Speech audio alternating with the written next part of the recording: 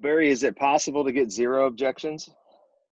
It is, and it's actually something that has been my focus for my entire career. And I guess the best way to give you an answer is to tell you a story from a student of mine. He's in Delaware. His name is Tony. He was a team member in sales in an agency for 4 or 5 years, and then just recently became an agent himself.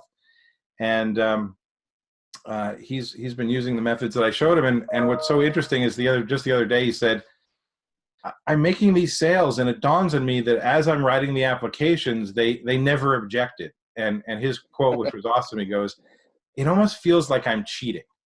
And I'm like, well, it's okay. And I've had relatively new team members sell $1 million term policies with zero objections, and again, they're sort of like a little bit thrown off, like why didn't they object? And I'm like, well, if you don't give them anything to object to, they won't object. So yeah, it is definitely possible. I'm not saying you'd never get an objection, but I think you can minimize them greatly. And then once you get them, I think there are very elegant ways to handle it. But I do think it's something you should strive for, because why would you not? Because if they're objecting, they're not buying. If they're not buying, they're not getting help. If they're not buying the policies, they're not protected. So everybody loses. They lose, you lose.